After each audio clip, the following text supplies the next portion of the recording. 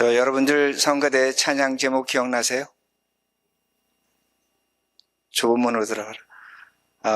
지난주 설교 제목이었는데 그것 때문에 제가 말씀드리는 게 아니라 저는 이 교회에서 와서 찬양을 들을 때마다 한 사람 한 사람의 목소리가 들려요. 참 성가대 수고하시고 고생하시는데 우리 한번 크게 박수로 우리 감사합니다.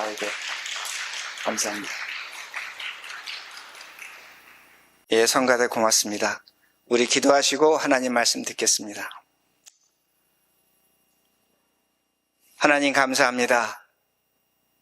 오늘도 예수 그리스도로 우리를 구원받게 하시고 그 십자가의 죽음으로 교회를 허락하시고 말씀의 자리를, 예배의 자리를 허락하셨습니다.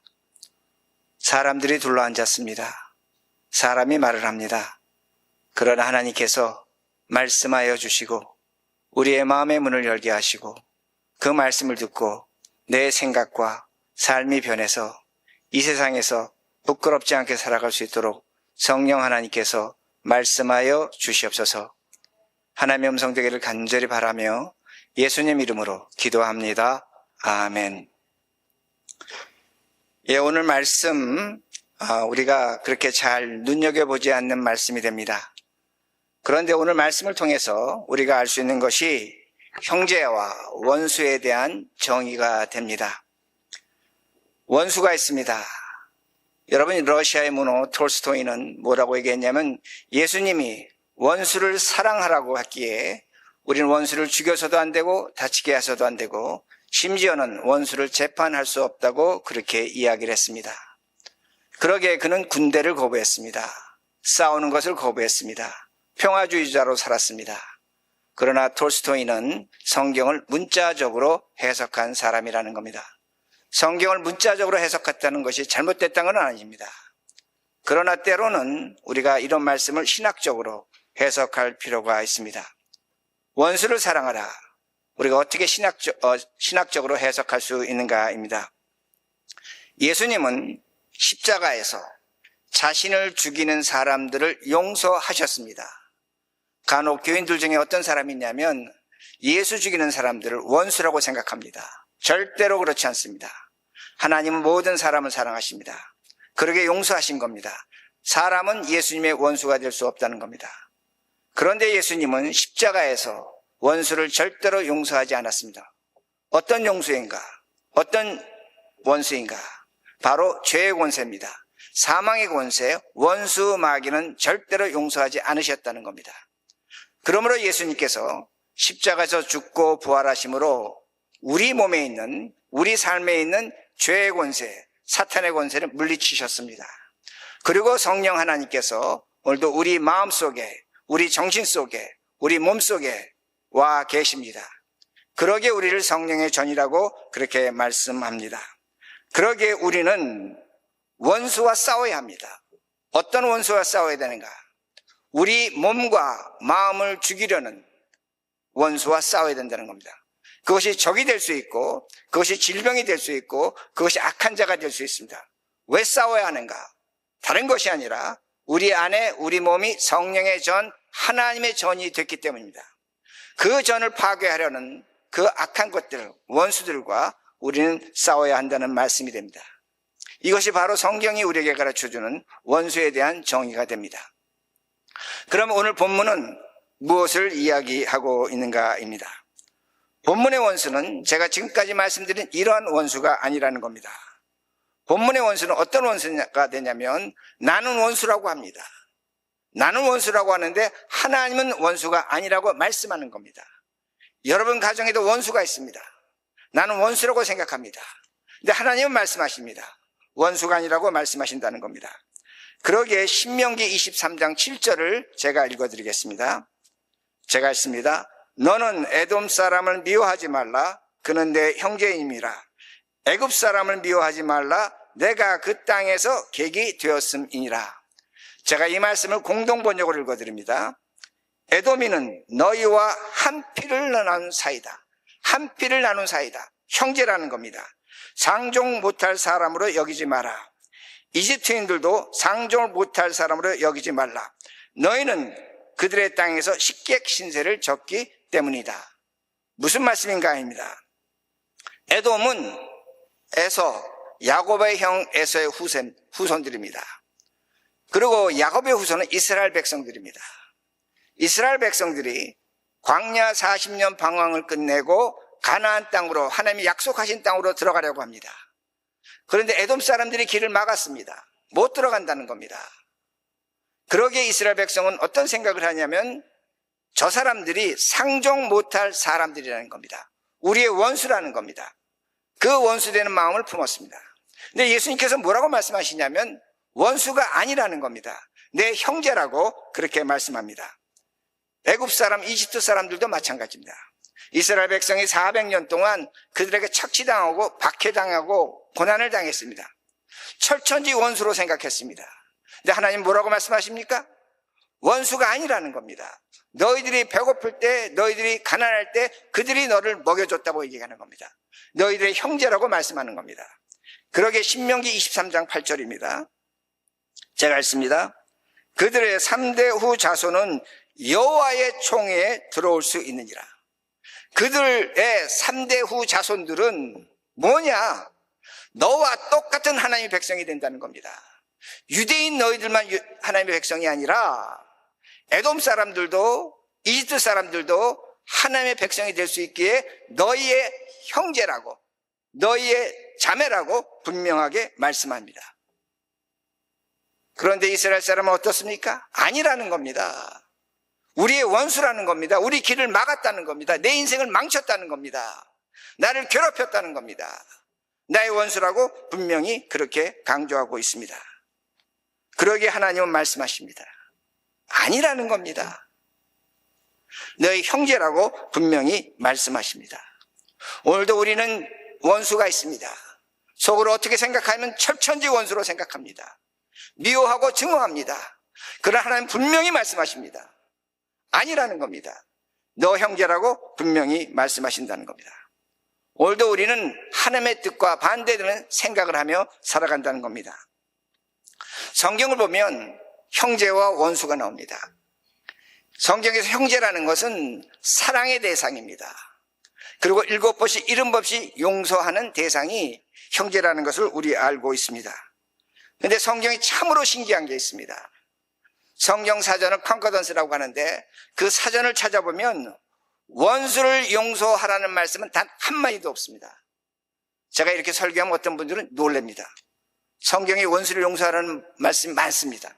아닙니다. 여러분 성경 정확하게 찾아오세요. 원수를 용서하라는 말씀은 단 한마디도 없어요. 단 원수를 사랑하는 말씀은 레위기에 한 번 나오고 마태복음에 한 번 나오고 누가복음, 로마서에 나옵니다. 5번 정도 나옵니다. 성경은 우리에게 가르쳐주는 것이 뭐냐면 원수는 용서의 대상이 아니라 사랑의 대상이라고 분명히 말씀합니다. 여러분에게 원수가 있다면 그 사람은 나 저 사람 용서할래? 아니에요. 아니에요. 착각하지 말라는 겁니다. 원수는 사랑의 대상이라는 겁니다. 그러면 제가 질문합니다. 원수를 사랑하는 것이 가능한가입니다. 여러분이 원수 사랑할 수 있는가입니다. 원수 사랑은 어떤 거냐면 나의 희생으로 그 원수의 부족함을 채워줘야 합니다. 그가 목마를 때 마실 물을 줘야 되고 그가 배고플 때 먹을 것을 줘야 된다는 겁니다. 원수를 사랑해보면 어떤 생각이 나냐면 그가 나에게 행한 과거의 악한 모습들이 기억나는 겁니다. 그러기에 오늘 성경이 가르쳐주는 겁니다. 에돔 사람들이, 이집트 사람들이 나에게 악행을 했다는 겁니다. 내 인생길을 막았다는 겁니다. 그러기에 원수라고 생각하는 겁니다. 그걸 생각할 때 과연 그 사람을 사랑할 수 있는가입니다. 원수를 사랑해보면 마음에 쓴뿌리가 올라옵니다. 저 사람이 나에게 과거에 한 말, 저 사람이 나에게 상처 준 것, 그 고통, 그 아픔, 쓴뿌리가 올라온다는 겁니다. 그러기에 원수 사랑 쉬운 것이 아니라는 겁니다. 그런데 원수를 사랑하는 것에 대한 가장 대표적인 예화가 여러분도 잘 아시는 손양원 목사님이 계십니다. 한국에서 여순 반란 사건 때 그의 두 아들이 있었는데 동인과 동신이라는 아들이 있었습니다. 그런데 그 두 아들이 안재선이라는 공산주의자에 의해서 죽임을 당했습니다. 어느 날 갑자기 두 아들이 죽은 겁니다. 안재선의 사람이 죽인 겁니다. 근데 세상이 바뀌었습니다. 그러다 보니까 이제는 안재선이 죽을 차례가 됐습니다. 그때 손양원 목사님이 원수를 사랑합니다. 어떻게 사랑하냐면 그 안재선을 자신의 양아들로 받아들입니다. 그리고 그가 죽는 것을 막아줍니다. 우린 여기까지 원수 사랑이라고 생각합니다. 그런데 더 고통스러운 것이 있다는 겁니다. 그 안재선을 앉혀놓고 바라볼 때마다 죽었던 두 아들의 모습이 나타나는 겁니다. 저 사람이 내가 사랑하는 두 아들을 죽였다는 겁니다. 얼마나 괴롭고 얼마나 고통스럽고 얼마나 힘이 들겠습니까? 이것이 원수 사랑이라는 겁니다.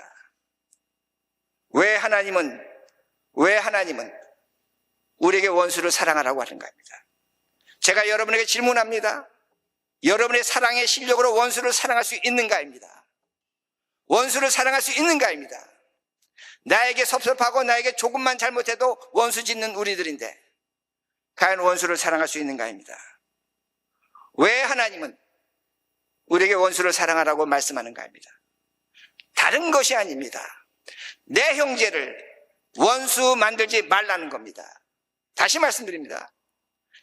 하나님께서 우리를 원수 사랑하라는 것은 내가 사랑하는 사람, 내 옆에 있는 사람, 나와 가까운 사람, 원수를 만들지 말라고 말씀하시는 겁니다. 이것이 바로 하나님의 말씀입니다. 오늘도 이스라엘 백성 어떻게 합니까? 원수를 만들려고 하고 있어요. 에돔 사람, 이집트 사람 내 원수라는 겁니다. 하나님은 아니라는 겁니다. 원수를 만들지 말라고 그렇게 말씀하십니다. 모든 사람은 우리의 형제라는 것을 성경은 가르쳐 줍니다. 그러기에 원수 사랑은 너무나 고통스럽고 어려운 것입니다. 그러기에 우리가 어떻게 해야 되는가 합니다. 원수를 잘 들으셔야 합니다. 형제를 만드셔야 됩니다. 저건 무슨 말인가? 이건 쉽습니다. 정말로 어려운 거지만 그래도 원수 사랑하는 것보다 쉽습니다. 다시 말씀드립니다. 원수를 형제로 만들라는 겁니다. 제가 하나 예화를 듭니다. 미국의 16대 대통령이 아브라함 링컨입니다.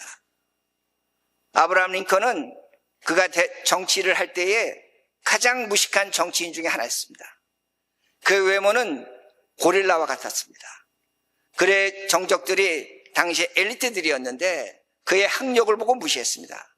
뭐라고 무시했냐면 무식한 고릴라라고 그렇게 대놓고 조롱했습니다. 당시 신문기사 보면 그런 그림도 나옵니다. 아브라함은 무식한 고릴라라는 겁니다. 그런데 그는 자신들의 원수, 정치적 원수들에게 너무나 관대했습니다. 그러다 보니까 그의 참모가 묻습니다. 어떻게 당신을 이렇게 조롱하고 비하하고 원수 취급하는데 그들에게 그렇게 관대합니까? 라고 질문합니다. 왜 잘해주는가입니다. 그때 링컨이 유명한 얘기를 합니다. 어떤 얘기를 하냐면 저들이 원수지만 내 형제가 되면, 내 친구가 되면 원수는 사라지는 것이 아닙니까? 잘 들으셔야 합니다. 저들이 내 형제가 되면 원수는 사라지는 것이 아닙니까? 내 형제로 만들어야 됩니다. 여러분이 고통스러운 원수 사랑하는 것을 하지 않으려면 원수를 형제로 만드시라는 겁니다. 그래서 링컨은 어떻게 했냐면 자신이 대통령 된 다음에 가장 중요한 장관 직책, 국무부 장관, 법무장관, 재무장관, 전쟁장관을 모두 다 철천지 원수들을 장관시켰습니다. 그들이 링컨에게 충성했습니다. 그리고 링컨에게 가장 못되게 군 한 사람이 국무장관이었는데 뭐라고 얘기하냐면 링컨이 총 맞아 죽고 누워있을 때 이 세상에서 가장 완벽한 통치자가 여기 누워있다고 그렇게 이야기를 했습니다. 링컨이 어떻게 원수를 형제로 만들었는가 합니다. 오늘날 우리 교인들은 이 이야기를 하면 믿지를 않습니다. 목사님 기도해야 돼요. 기도하면 원수가 변해요. 저 목회했습니다. 평생 예수 믿었습니다. 그러나 기도해서 원수가 형제된 거 보지 못했습니다. 여러분이 정말로 원수를 형제로 만들려면 여러분의 인격과 삶이 변해야 된다는 겁니다. 정신적 훈련이 있어야 된다는 겁니다. 링컨은 그가 받은 공식 교육은 12개월이 안 됩니다. 1년도 안 됩니다. 그러나 그가 위대한 인물이 된 것은 평생을 성경을 읽었습니다. 기도를 했습니다. 그리고 수많은 책을 봤습니다. 우리가 어렸을 때 보지 않았습니까? 그 동화책에서 링컨이 어떻게 책을 읽었는가. 그 책을 읽고 링컨의 성품이 변한 겁니다. 인격이 변한 겁니다. 미국에서 가장 위대한 대통령이 될 수가 있었다는 겁니다. 그것이 원수를 형제로 만든다는 겁니다. 2026년 커네티컷 한인교회, 여기 앉아있는 여러분들 무엇을 할 것입니까? 여러분들의 인격과 삶이 변해야 됩니다. 여러분의 정신이 변해야 됩니다. 여러분의 생각과 태도가 변해야 된다는 겁니다. 생각이 훈련되어져야 한다는 것을 기억하시라는 겁니다. 생각이 달라져야 합니다. 사람에게는 제가 이렇게 예를 드는데 마음에 창문이 있습니다. 그 창문이 하나가 있는 사람이 있습니다. 그 창문 하나로 세상을 바라봅니다. 그러나 그 창문이 10개가 있고 20개가 있는 사람이 있습니다. 그 창문으로 세상을 바라볼 때 누가 세상을 좀 더 잘 바라보고 사람을 이해하는가입니다. 창문이 10개, 20개인 사람입니다. 여러분들 삶 속에 마음의 창문을 많이 만드시려면 성경을 읽으시기 바랍니다. 기도하시기 바랍니다. 그리고 제가 지난 집회에도 얘기했고 지난 여름에도 얘기했지만 책을 읽으시라는 겁니다.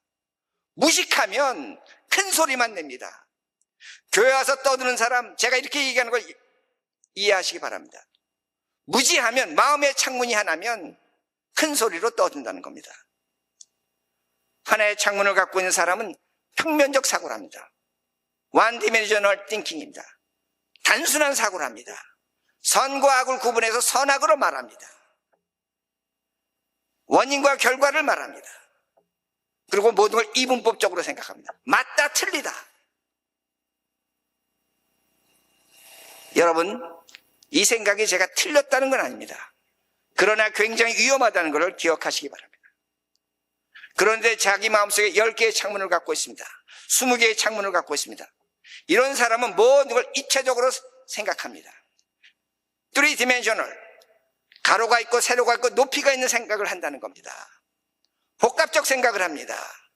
이런 사람들은 어떤 생각을 하냐면 상대방이 왜 그렇게 생각했는가를 이해합니다. 저 사람은 왜 저렇게 말하는가, 왜 저렇게 생각하는가 이해한다는 겁니다. 그리고 또 다른 생각합니다. 어떤 생각을 하냐면 또 다른 길은 없을까, 제3의 생각을 한다는 겁니다. 모든 것을 선과 악으로 판단하지만 선과 악을 넘어서는 생각을 한다는 겁니다. 그러기에 이런 사람들은 제3의 방법을 찾습니다. 마지막으로 메타인지라는 것이 있습니다. 메타카그니션이라고 하는 건데 이건 뭐냐면 나는 왜 이렇게 생각하는가입니다. 자기 자신을 봅니다. 다른 것을 보는 것이 아니라 나는 왜 이렇게 생각하는가, 내 생각을 봅니다. 그리고 저 사람은 왜 저렇게 생각하는가. 그리고 가장 중요한 것은 제3자 입장에 섭니다. 제가 이걸 성경적으로 얘기한다면 하나님의 입장에 서서 나를 바라봅니다. 나를 이해합니다. 그리고 하나님 입장에 서서 다른 사람을 이해한다는 겁니다. 이렇게 될 때 이해와 용서와 사랑이 나타난다는 겁니다. 이런 마음의 훈련이 원수를 형제로 만듭니다. 제가 지금까지 말씀드린 것을 잘 기억하시면서 제가 지금부터 성경의 예를 들 겁니다. 한번 들어보시기 바랍니다. 우린 성경에서 창세기에서 요셉을 형들의 시기와 질투와 미움으로 죽다 살아서 애굽의 노예가 됐다고 그렇게 말합니다. 성경을 단순하게 봅니다. 단순하게 보면서 어떻게 얘기하냐면 요셉은 선한 사람, 형들은 악한 사람, 그리고 요셉은 하나님의 꿈을 가진 사람, 훌륭한 사람이라고 그렇게 얘기합니다. 그러게 자식들을 키울 때 요셉처럼 되라고 요셉이란 이름도 짓습니다. 그런데 이 요셉을 입체적으로, 복합적으로, 메타인지적으로 보면 반대로 성경이 가르쳐 줍니다. 반대라는 걸 기억하시라는 겁니다. 창세기 37장을 보면 요셉은 아버지에게 형들의 잘못을 낱낱이 고자질합니다. 그리고 아버지 야곱은 요셉에게 채색옷을 입힙니다. 그리고 요셉은 뭘 얘기하냐면 자기 꿈꾼 얘기를 합니다. 해와 달이, 형들이 자신에게 고개를 숙인다는 겁니다. 아버지와 형제들이 자신의 복종할 것이라고 그렇게 이야기를 합니다. 제가 말씀드립니다. 요셉은 보고 들은 대로 말하는 것, 정직한 것 좋습니다. 그러나 왜 형들이 저렇게 잘못하고, 왜 형들은 나에게 이렇게 하고, 왜 이렇게 살았는가를 요셉은 생각조차 하지 않았습니다. 그저 단순사고 선과 악으로 판단하고 아버지에게 고자질했다는 겁니다. 요셉은 채색 옷을 입었습니다. 당시의 채색 옷은 노동자의 옷이 아닙니다. 특별한 자들의 옷입니다. 그는 채색 옷을 입고 양친의 형들을 관리 감독하고 그것을 아버지에게 고발하며 자신이 갖고 있는 특권을 누렸습니다. 채색 옷은 특권자라는 의미도 갖고 있다는 겁니다. 요셉은 아버지의 편파적 사랑을 아주 당연하게 받아들였습니다. 나는 사랑받을 자격이 있다는 겁니다. 그러면 생각해 봐야 된다는 겁니다. 나머지 11명의 형들은 어떤 마음으로 아버지를 바라봤겠느냐. 그 편애로 상처받은 형들을 생각하지 못했다는 겁니다. 그리고 요셉은 말합니다. 아버지와 형들이 나에게 절할 것이라는 겁니다. 고대 사회에서 가장 중요한 것은 공동체의 질서입니다. 가족의 질서입니다. 자기의 꿈을 얘기하는 건 좋습니다. 그러나 너무나 무지했습니다. 아버지도 형들도 나한테 절한다는 겁니다. 이 말의 의미는 그가 교만할 수밖에 없었다는 것을 분명히 가르쳐 줍니다. 단순한 사고입니다. 평면적 사고라는 겁니다. 그러니까 뭘 만드는 겁니까? 원수를 만드는 겁니다. 형들이 왜 요셉을 미워하고 죽이려고 팔아넘기려고 했는가입니다. 단순 사고를 했기 때문이라는 겁니다. 교회도 마찬가지입니다. 교회에서 여러분의 권리를 주장하는 것 당연합니다. 교회에서 선과 악으로 이것은 맞고 틀리다고 얘기하는 것 당연합니다. 주어진 직분에 따라 내가 최선을 다하고 내 일을 다하는 것 당연합니다. 그러나 기억하시라는 겁니다. 여러분의 당연한 것이 누군가에게는 상처가 될 수 있습니다. 여러분이 당연하고 맞다고 하는 것이 누군가에게는 틀린 것이 될 수가 있다는 것입니다. 교회에서 채색 옷을 입습니다. 여러분이 갖고 있는 하나님의 복이 있습니다. 신분이 있습니다. 돈이 있습니다. 직책이 있습니다. 사회적 명성이 있습니다. 하나님의 사랑과 하나님의 은혜와 하나님의 복이라고 얘기합니다. 특히 한국 교인들. 그러나 생각해 보시기 바랍니다. 채색 옷을 입지 않고 살아가는 요셉의 형들이 있습니다. 가난하게 살고 신분도 높지 않고 겨우겨우 입에 풀칠하며 살아가는 교인들도 있다는 겁니다. 그 사람들은 뭡니까? 하나님이 사랑하지 않았습니까? 하나님이 복 주시지 않았습니까? 하나님이 벌 받는 겁니까? 왜 함부로 그렇게 이야기하는가입니다. 이러한 무례가 교인들에게 섭섭하게 하는 겁니다. 이러한 무례가 교인들을 원수로 만드는 것입니다. 교회는 당연한 것을 절제하는 것입니다. 교회는 여러분이 채색 옷을 입고 있다고 할지라도 그것을 벗고 들어오는 것이 교회라는 것을 기억하시라는 겁니다. 그런데 성경을 보면 이상한 일이 일어납니다. 창세기 39장 4절을 보면 그 애굽의 노예로 팔려간 요셉이 보디발 집에서 총무가 됐다고 얘기합니다. 여러분은 눈여겨보지 않을 겁니다. 그가 똑똑해서 하나님이 그에게 복을 주셔서 성경은 그렇게 말씀하고 있습니다. 그러나 저는 다른 각도에서 봅니다. 총무가 됐다는 말은 히브리어로 산수를 한다는 겁니다. 숫자를 계산할 줄 알았다는 겁니다. 요셉이 달라진 겁니다. 당시의 수학은 아무나 하지 못했습니다. 숫자 계산은 누구도 하지 못했습니다. 아주 적은 사람이 했는데 요셉이 그걸 할 수 있었다는 겁니다. 그리고 창세기 39장 2절을 보면 요셉이 보디바라 아내로 인해서 감옥에 갔는데 뭐라고 말씀하냐면 그 감옥에서 재반 사물을 받다고 성경은 기록하고 있습니다. 모든 사물을 받습니다. 뭘 얘기하는 겁니까? 요셉이 글을 읽었습니다. 요셉이 수학을 했습니다. 요셉이 다른 사람이 됐다는 겁니다. 당시의 최고의 문명, 이집트 문명에서 요셉은 남에게 뒤지지 않는 사람이 된 것을 성경이 보여줍니다.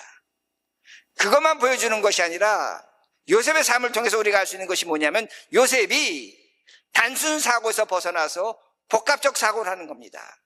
입체적 사고를 하는 겁니다. 메타인지를 하고 있다는 것을 성경이 보여줍니다. 어떤 증거가 있냐면 성경을 잘 보시면 요셉은 애굽에 끌려온 이후로 단 한 번도 하나님께 고자질하지 않습니다. 하나님은 왜 나는 애굽의 노예로 팔려왔습니까? 원망하지 않습니다. 그리고 요셉을 보면 형들을, 자신을 애굽에 팔아넘긴 그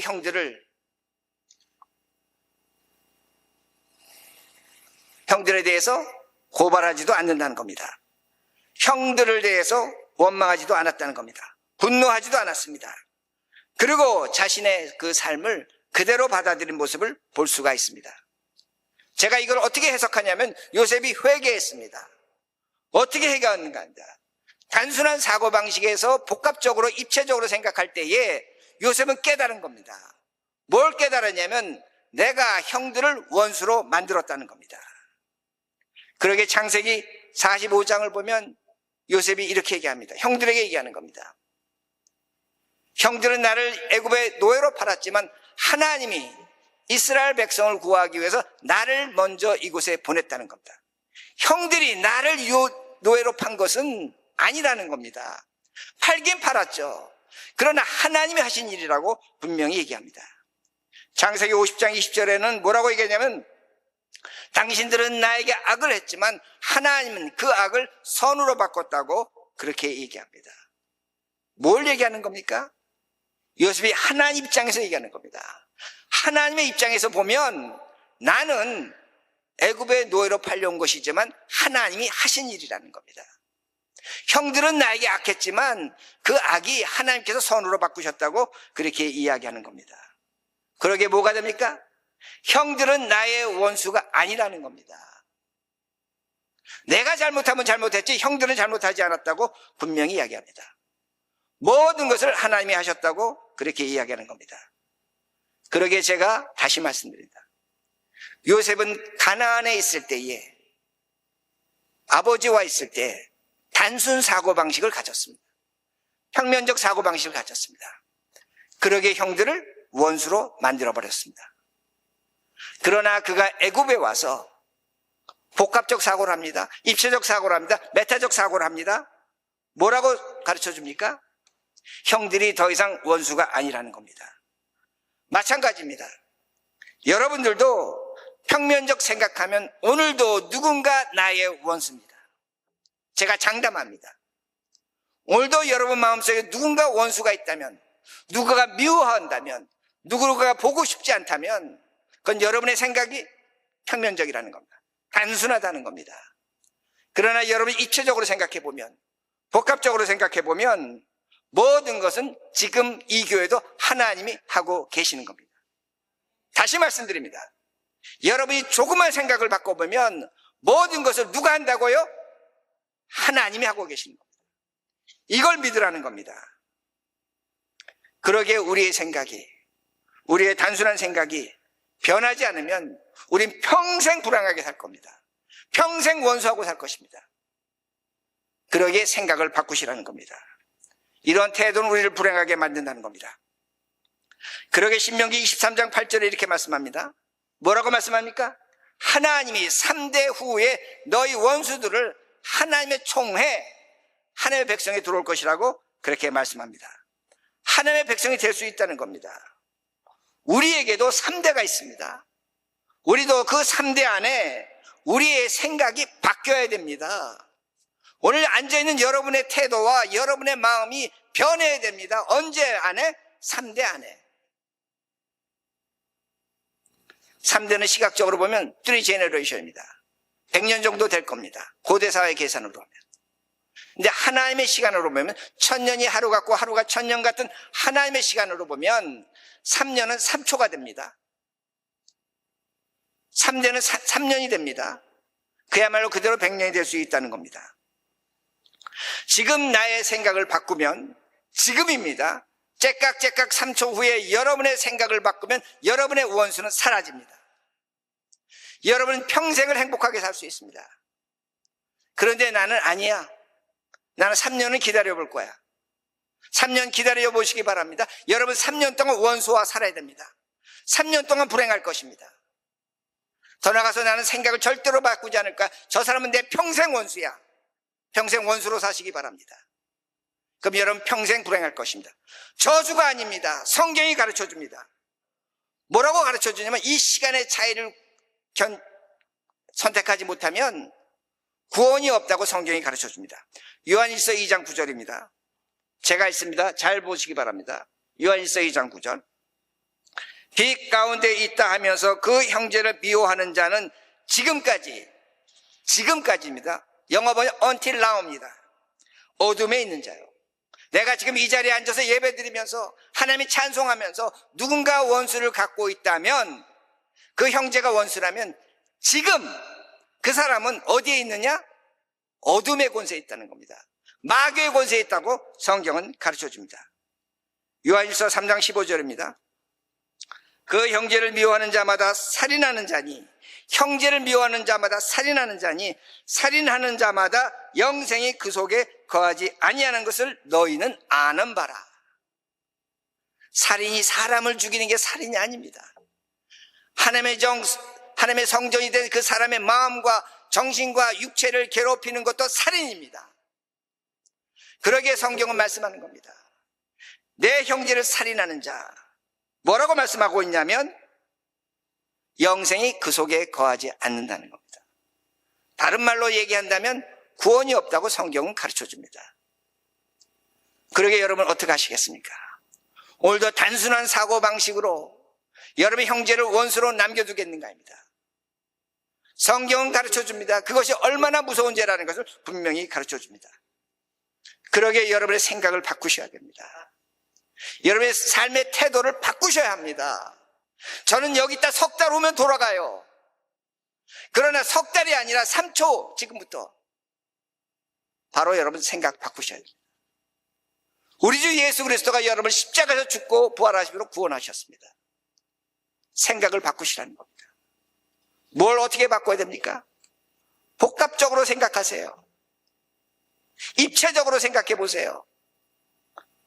그리고 하나님 입장에서 생각해 보시라는 겁니다. 그러면 여러분 가운데 원수는 하나도 남아있지 않을 겁니다. 오늘 이 말씀을 통해서 여러분 선택하시기 바랍니다. 그러게 제가 말씀을 정리합니다.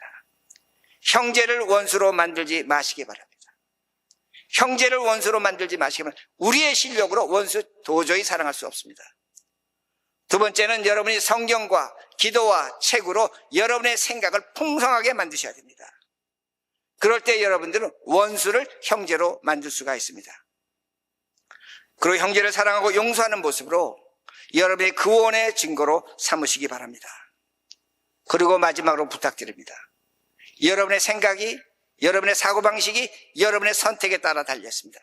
3초 후에 할 것인지, 3년 후에 할 것인지, 100년 후에 할 것인지, 여기에 따라서 여러분의 일생이 행복한가 불행한가 결정될 것입니다. 이러한 선택을 하고 3초를 선택하시는 우리 모두가 되기를 간절히 바랍니다. 기도합니다. 눈 감으세요. 하나님이 여러분에게 3대라는 시간을 주셨습니다. 3초가 될지, 3년이 될지, 100년이 될지 선택은 여러분에게 달려 있습니다. 그러게 내가 이 시간에 철천지 원수지만, 정말로 보고 싶지 않지만, 만나고 싶지 않지만, 말도 하고 싶지 않지만, 하나님, 내 생각이 바뀌겠습니다. 내 생각의 태도가 바뀌겠습니다. 3초 후에 이 사람을 내 형제로 받아들이겠습니다. 다 함께 기도하시겠습니다.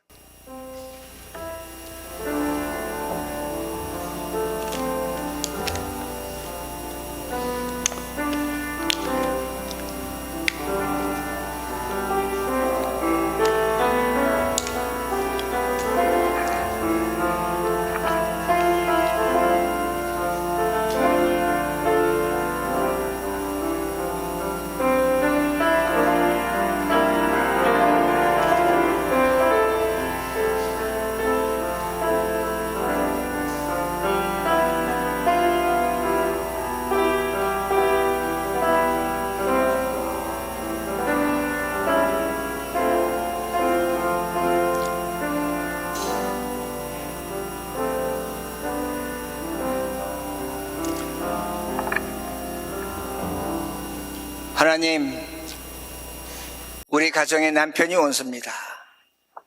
아내가 원수입니다. 자식이 원수입니다. 우리 교회 오니까 서로가 원수가 됩니다. 목사가 원수가 됩니다. 장로와 집사가 원수가 됩니다. 이게 과연 올바른가 생각할 수 있게 하여 주시옵소서. 무조건 무릎 꿇고 기도하는 것이 능사가 아니라 성령 하나님이 우리 마음에 계시고 우리 생각에 계신데, 우리 마음에 계신데 왜 우리는 우리의 생각과 마음을 변화시키지 못합니까? 모든 걸 기도로 때우려고 합니다. 모든 걸 하나님의 책임으로 돌리려고 합니다. 이 무서운 죄를 용서하여 주시옵소서. 오늘 이 시간에 이 자리에 있는 이 교인들이 3초 후에 내 생각과 마음을 바꾸겠습니다. 하나님 받아주시고 나에게 있는 그 원수가 형제가 될 수 있도록, 아내가 될 수 있도록, 남편이 될 수 있도록, 목사가 될 수 있도록, 장로가 될 수 있도록, 교인이 될 수 있도록 도와주시옵소서. 간절히 바라옵고 예수님 이름으로 기도합니다. 아멘.